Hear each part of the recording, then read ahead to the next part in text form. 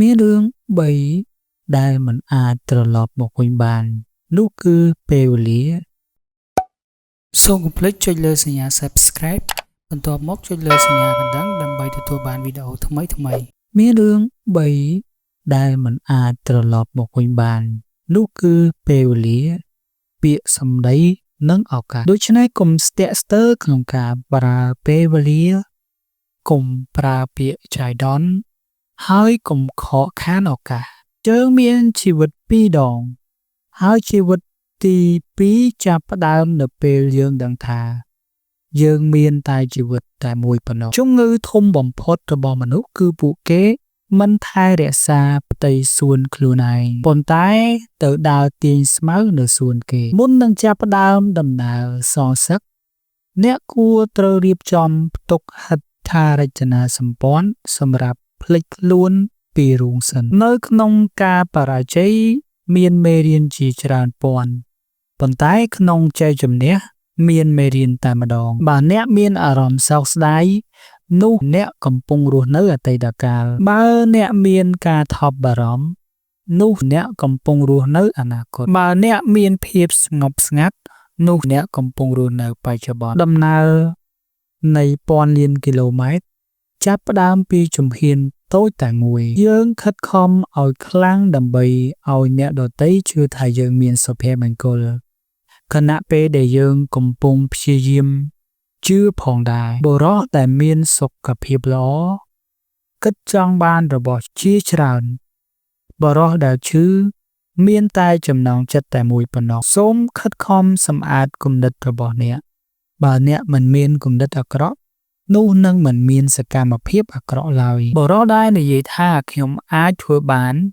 និងបុរសដែលនិយាយថាខ្ញុំមិនអាចធ្វើបានទេទាំងពីរនាំទៅរកលទ្ធផលតែមួយសូមសិក្សាដូចជាអ្នកដែលគិតថាខ្វះចំណេះនិងខ្លាចបាត់បង់ចំណេះកុំស្ទាក់ស្ទើរទៅស្ដីបន្ទោសលើដំបូលផ្ទះអ្នកជិតខាងថាមានពពុះព្រិលច្រើនកាលណាពេលដែលផ្ទះរបស់អ្នកឯងមិនបានសម្អាតបើអ្នកស្អប់នោះអ្នកបានចាញ់រួចហើយវាគួរអាម៉ាស់ជាងនៅពេលដែលយើងមិនទុកចិត្តមិត្តភក្តិជាជាងត្រូវបានបញ្ឆោតដោយពួកគេបង្ហាញខ្លួនថាខ្សោយនៅពេលដែលអ្នកមានសមត្ថភាពខ្លាំងហើយបង្ហាញថាខ្លាំងនៅពេលអ្នកខ្សោយអ្នកដែលប្រាប់គេពីកំហុសគឺជាអ្នកបង្រៀនគេការមើលឃើញអ្វីដែលត្រឹមត្រូវប៉ុន្តែមិនធ្វើវាគឺជាការខ្ជិលខ្លាចអាក្រក់បំផុតអ្វីដែលកំហិតជារុក្ខជាតិប្រើជាចុងក្រោយមនុស្សដទៃហៅថាខ្យងបាសីអ្នកដែលព្យាយាមដើរទៅលើផ្លូវពីរត្រង់ក្នុងពេលតែមួយនឹងមិនទៅដល់កន្លែងណាមួយឡើយអ្នកដែលពេញចិត្តនឹងអ្វីដែលខ្លួនមានគឺជាមនុស្សមានទ្រព្យសម្បត្តិមនុស្សដែលកំពុងខ្ពស់ប្រើវត្ថុប៉ុន្តែមនុស្សក្រោមគេត្រូវបានវត្ថុប្រើមេដឹកនាំដ៏ល្អដឹកនាំដោយគំរូមិនមែនដោយកម្លាំងទេដាវដ៏ខ្លាំងបំផុតបើមុជក្នុងទឹកប្រៃយូរជាងនេះក៏នឹងកើតច្រេះនៅចន្លោះភាពច្របូកច្របល់មានឱកាសជានិច្ចដើម្បីដឹកនាំមនុស្សអ្នកត្រូវធ្វើការតាមពួកគេជាមុនសិននៅពេលកំហឹងកើតឡើងសូមគិតអំពីផលវិបាកដើម្បីស្គាល់សត្រូវអ្នកត្រូវក្លាយជាសត្រូវនោះបើអ្នកជាអ្នកឆ្លាតបំផុតក្នុងបន្ទប់មួយនោះអ្នកកំពុងនៅក្នុងបន្ទប់ខុសឱកាសពង្រីកខ្លួនខ្លាំងឡើងពេលវាត្រូវបានជ្រើសយកបោះបង់ចោលចំណងចិត្តចង់បានត្រូវធ្វើខ្លួនឲ្យលាក់បាំងស្ទើរតែមិនមានរូបរាងត្រូវធ្វើខ្លួនឲ្យអត្ថកម្បាំងដល់ថ្នាក់ស្ងៀមស្ងាត់បំផុតយ៉ាងនេះអ្នកអាចក្លាយជាអ្នកបញ្ជាសំណាងរបស់សត្រូវបានពាក្យពិតមិនសូវផ្អែមល្ហែមពាក្យផ្អែមល្ហែមមិនសូវពិតអ្នកចាស់ហៅអ្នកប្រយុទ្ធឆ្លាតវៃគឺជាអ្នកដែលមិនត្រឹមតែឈ្នះប៉ុន្តែឈ្នះដោយស្រួលរស់សម្រាប់ការពេញចិត្តរបស់អ្នកដទៃអ្នកនឹងក្លាយជាសៀវភៅនៅសម័យបុរាណមនុស្សមិនសូវនិយាយពេកទេពួកគេចាត់ទុកវាជាការអាម៉ាស់ ប្រសិនបើពួកគេមិនអាចសម្របសម្រួលជាមួយពាក្យសន្យារបស់ខ្លួនបានអ្នកត្រូវជឿលើខ្លួនឯងมันមានអ្វីទន់នឹងអាចបត់បែនបានដូចទឹកទេប៉ុន្តែសូមសាកសួរថាតើអាចទប់ទឹកបានទេគ្រប់ចម្លើយមិនទាន់ត្រូវបានសួរឡើយបើចិត្តមានក្តីប៉ងប្រាថ្នារាងកាយអាចបន្តធ្វើការបានទោះគ្មានអ្វីជាច្រើនក៏ដោយត្រួតពិនិត្យគំនិតរបស់អ្នកពួកវាคล้ายជាពាក្យសម្ដីត្រួតពិនិត្យពាក្យសម្ដីរបស់អ្នកពួកវាคล้ายជាសកម្មភាពត្រួតពិនិត្យសកម្មភាពពួកវាคล้ายជាទម្លាប់ត្រួតពិនិត្យទម្លាប់ពួកវាคล้ายជាអត្តសញ្ញាណត្រួតពិនិត្យអត្តសញ្ញាណវាคล้ายជាបេតកភណ្ឌរបស់អ្នកលទ្ធផលដ៏អស្ចារ្យអាចទទួលបានដោយកម្លាំងតូចៗបុរសមានប្រាជ្ញាជៀសវាងការលើសលប់គ្រប់បែបយ៉ាងបុរសដែលអស្ចារ្យគឺជាអ្នកដែលរក្សាបេះដូងស្មោះដូចក្មេងតូចយើងទទួលយកដំបូន្មានដូចជាប្រឡោមលោកតែចែកចាយវាចេញជាសូម្បីសូមគិតឲ្យម៉ត់ចត់មុននឹងចាប់ផ្ដើមធ្វើអ្វីមួយពេលមនុស្សចេះច្រើនគេកាន់តែគ្រប់គ្រងពិបាកបើអ្វីដែលអ្នកនឹងនិយាយមិនល្អជាងការស្ងៀមស្ងាត់នោះសូមស្ងៀមស្ងាត់វិញភាពល្អឯកពិតប្រាកដមិនមែននៅក្នុងការឈ្នះគ្រប់សង្គ្រាមទេប៉ុន្តែគឺនៅក្នុងការឈ្នះដោយមិនចាំបាច់ប្រយុទ្ធធម្មជាតិកុំឧស្សាហ៍តែអ្វីៗក៏សម្រេចដូច្នេះអ្វីដែលអ្នកមិនចង់ឲ្យគេធ្វើដល់អ្នកកុំធ្វើវាដល់អ្នកដទៃផងកងយុទ្ធធរវិលយឺតប៉ុន្តែវាវិលត្រង់មនុស្សចាប់ផ្ដើមស្លាប់តាំងពីពេលកើតសូមសិក្សាអតីតកាលប្រសិនបើអ្នកចង់កំណត់អនាគតងាយស្រួលក្នុងការជួបពួកមិត្តភ័ក្តិប៉ុន្តែវាជាការលំបាកបំផុតក្នុងការស្រឡាញ់សត្រូវចំណេះដឹងគឺជាទ្រព្យសម្បត្តិហើយការអនុវត្តជាចុងសោចូលដល់វាអ្នកអាចឈ្នះទម្លាប់អាក្រក់បាននៅថ្ងៃនេះមិនមែនស្អែកទេអ្នកដែលដឹងមិននិយាយអ្នកដែលនិយាយមិនដឹងអ្នកដែលគ្មានអ្វីនឹងបាត់បង់មិនអាចទុកចិត្តបានជ្រើសរើសការងារដែលអ្នកស្រឡាញ់ហើយអ្នកនឹងមិនគួរតែមានអារម្មណ៍ថាកំពុងធ្វើការរៀបចំសម្រាប់រឿងពិបាកនៅពេលវានៅស្រួលធ្វើរឿងធំនៅពេលវានៅតូចអ្នកដែលនិយាយច្រើនជាញឹកញាប់ជួបបរាជ័យជីវិតគឺសាមញ្ញណាស់តែយើងគឺជាអ្នកធ្វើឲ្យវាស្មុគស្មាញបើគេផ្ញើកម្លាំងជំនួយទៅគ្រប់ទីកន្លែងវានឹងខ្សោយគ្រប់ទីកន្លែងដែរជីវិតគឺជាសេរីនៃការផ្លាស់ប្ដូរដោយធម្មជាតិនិងស្វ័យប្រវត្តិកុំប្រឆាំងវាព្រោះវានឹងបង្កអារម្មណ៍ទុក្ខសោកសូមទទួលស្គាល់ភាពជាការពិតដើម្បីឲ្យរឿងផ្សេងហូរទៅតាមផ្លូវធម្មជាតិគិតអំពីស្អែកព្រោះអតីតកាលមិនអាចជួសជុលបានសត្រូវគឺជាមិត្តម្នាក់ដែលដឹងអំពីអ្នកច្រើនពេកឈ្នះអ្នកដទៃផ្ដល់កម្លាំងឈ្នះខ្លួនឯងផ្ដល់ភាពក្លាហានឲ្យចានបាយមនុស្សនោះអ្នកនឹងឲ្យគេញ៉ាំបានមួយថ្ងៃបង្រៀនគេដាំបាយអ្នកនឹងជួយរក្សាជីវិតគេបានភាពរញ៉េរញ៉ៃកើតចេញពីសន្តាប់ធ្នាប់ការភ័យខ្លាចកើតចេញពីភាពក្លាហានការខ្សោយកើតចេញពីកម្លាំងកុំស្វែងរកអ្វីពេកមិនដូច្នោះទេអ្នកនឹងបាត់វាកុំស្វែងរកហើយអ្នកនឹងរកឃើញវាមិនមានអ្វីសំខាន់នោះទេថាអ្នកទៅយឺតស្ទើរពេលណាតែបើអ្នកមិនឈប់នោះគ្រប់យ៉ាងល្អសិល្បករដ៏ឯកទេសមិនផ្លាស់ប្ដូររូបរាងរបស់គេដោយសារកម្មករស្មារតីខ្ចីនោះទេប្រុសព្រួចបំពាន់ដោយពេជ្រកុំប្រើជាបាហោងជៀសវាងមូសដែលអង្គុយលើពោះស្លាប់មនុស្សស្លាប់ដោយងាយព្រោះគេចង់រស់ខ្លាំងពេកអ្នកមិនដឹងអំពីអាក្រក់នៃសង្គ្រាមមិនអាចទទួលស្គាល់អត្ថប្រយោជន៍របស់វាបានទេពេលវេលាគឺជារឿងបង្កើតរឿងពេលវេលាគឺជារឿងបង្កើតឡើងនិយាយថាខ្ញុំគ្មានពេលគឺដូចនឹងនិយាយថាខ្ញុំមិនចង់ធ្វើមនុស្សខ្ពង់ខ្ពស់បន្តខ្លួនឯងមនុស្សស្រាល បន្ទោសអ្នកដទៃដូចដែលទឹកមិនមានរាងទេឡើយការប្រយុទ្ធក៏គ្មានលក្ខខណ្ឌទេដែរបំពេញចានរបស់អ្នកពេញពេកវានឹងហូរចេញឆោតកំបិតរៀងរាល់ថ្ងៃវានឹងធ្វើឲ្យមុតខូចមិត្តភក្តិគឺជាបងប្អូនដែលព្រះជាម្ចាស់មិនបានផ្ដល់ឲ្យវាល្អជាងបំភ្លឺទៀនតែមួយដូចជាការបន្តក្នុងភាពកង្វឹតសត្វដែលមានឈាមនិងសម្បកដើមភ្នែក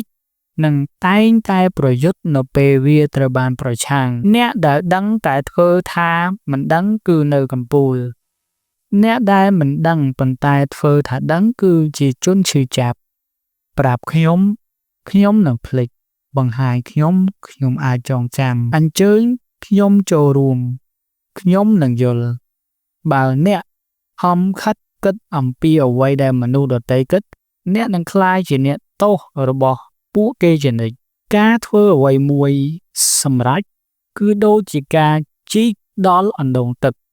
បើអ្នកជីកបាន70ជាន់តែគ្មានទឹកនោះវាគ្រាន់តែជាអណ្ដូងដែលគេបោះបង់ការបាត់បង់អាចប្រែក្លាយជាប្រយោជន៍ហើយប្រាក់ចំណេញអាចប្រែក្លាយជាបញ្ហាអារម្មណ៍ល្អឬអាក្រក់គឺជាការចាប់ផ្ដើមនៃប្រាជ្ញាគ្មានអំពើអាក្រក់ណាដែលធំជាងចំណង់ចំណូលចិត្តតខ្លួនទេគ្មានវិនាសកម្មណាដែលធំជាងការមិនពេញចិត្តនឹងអ្វីដែលខ្លួនមាន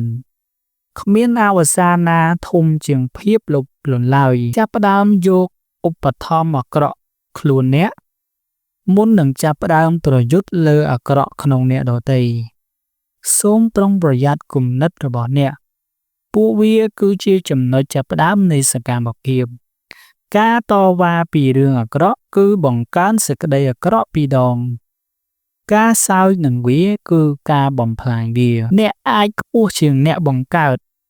ដោយសារការអភ័យទោសពួកគេយើងអាចរៀនប្រាជ្ញាបាន3វិធី1តាមរយៈការពិចារណាវាជារបៀបខ្ពង់ខ្ពស់បំផុត2តាមរយៈការតាមគេវាជាវិធីងាយ3តាមរយៈបទពិសោធន៍វាជាវិធីឈឺចាប់បំផុតសច្ចធម៌មិនសូវមានសោភ័ណភាពនិងពាក្យសោភ័ណភាពក៏មិនសូវពិតមនុស្សគេម្នាក់ជួបអ្វីលំបាកព្រោះគេចង់ធ្វើតែពិតប្រាកដគឺគេស្រង់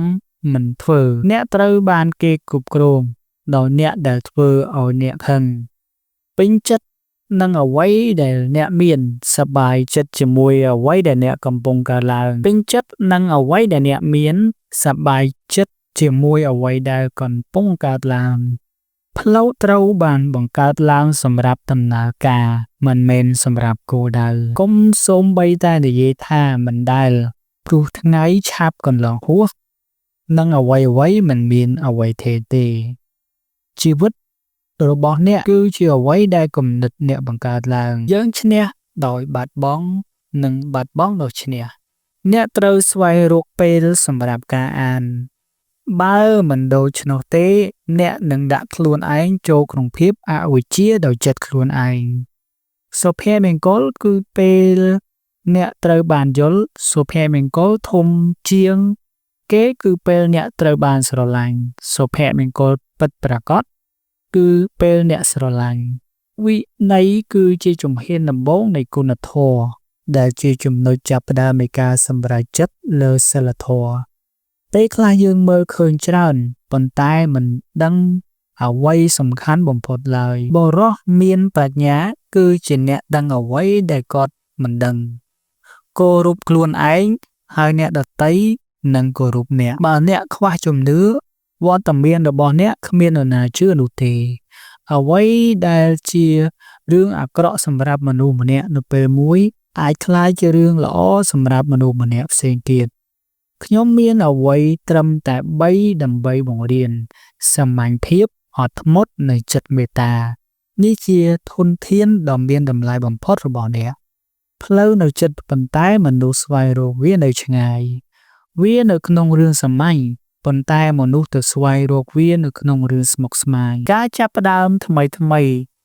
តែងតែស្ថិតនៅក្រោមការបញ្ចប់ដ៏ឈឺចាប់ភ្លេចរឿងអាក្រក់កន្លងមកតែកុំភ្លេចភាពមេត្តាគេមានសោភ័ណភាពក្នុងគ្រប់រឿងប៉ុន្តែមិនមែនអ្នកគ្រប់គ្នាអាចមើលឃើញវាផ្លូវសច្ចៈគឺដូចផ្លូវធំមិនពិបាកក្នុងការស្គាល់ឡើយ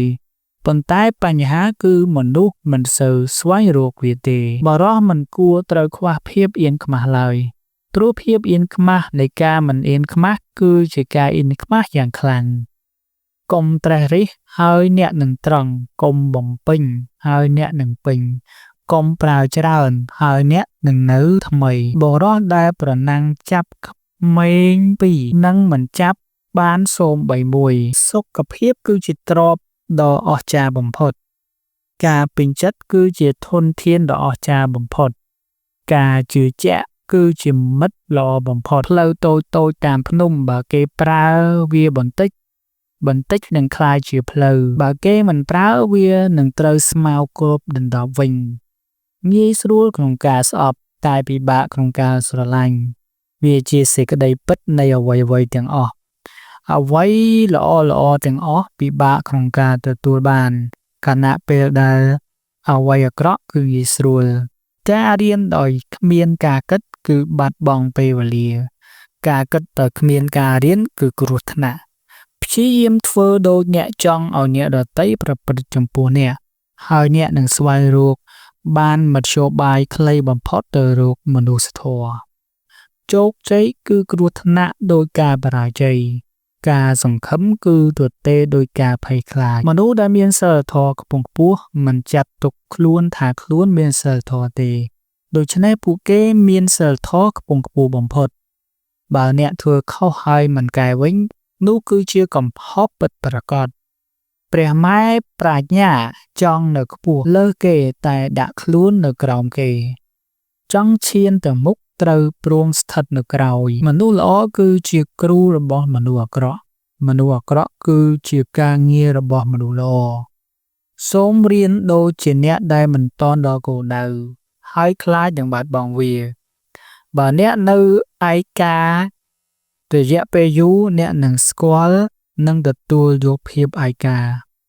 អ្នកនឹងមិនស្គាល់សមត្ថភាពខ្លួនឡើយប្រសិនបើអ្នកខ្លាចឯកាអ្នកមិនអាចបើកសៀវភៅមួយដោយគ្មានការសិក្សាអ្វីមួយទេបើនរណាម្នាក់ចង់ប្រើអំពើសាហាវដល់អ្នកនោះគឺពួកគេកាន់តែអាក្រក់ជាងអ្នកមនុស្សដែលក្លាហានខាងក្រៅคล้ายជាអ្នកហ៊ានស្លាប់មនុស្សដែលក្លាហានខាងក្នុងคล้ายជាអ្នកហ៊ានរស់កិត្តិយសដ៏អស្ចារ្យបំផុតរបស់យើងមិនមែនក្នុងការមិនធ្លាក់តែម្ដងទេប៉ុន្តែក្នុងការងើបឡើងរៀងរាល់ដងបរិសុទ្ធដ៏ឯកទេសត្រូវចងចាំអ្វីសំខាន់និងបោះបង់អ្វីស្រាលគេធ្វើគ្រប់យ៉ាងដោយសច្ចធម៌ប៉ុន្តែមិនពឹងពាក់ទៅលើច្បាប់ឡើយកុំបារម្ភថាមាននរណាម្នាក់មិនស្គាល់អ្នកទេតែសូមខិតខំខ្លាចជាអ្នកគួរឲ្យស្គាល់បើអ្នកមិនខ្លាចស្លាប់នោះគ្មានអ្វីដែលអ្នកមិនអាចសម្រេចបានឡើយអ្នកដែលចាប់ផ្ដើមកិច្ចការដោយប្រុងប្រយ័ត្នហើយបញ្ចប់វាដោយការចាប់ផ្ដើមនឹងមិនបរាជ័យឡើយបរិសុទ្ធដែលសួរចម្លើយគឺល្ងងបាន1នាទីប៉ុន្តែបរិសុទ្ធដែលមិនសួរគឺល្ងងរហូតមកត្រង់ជាមួយខ្លួនឯងដោយប្រៀបប្រដូចឬប្រកួតប្រជែងអ្នកនឹងទទួលបានការគោរពពីសកលលោក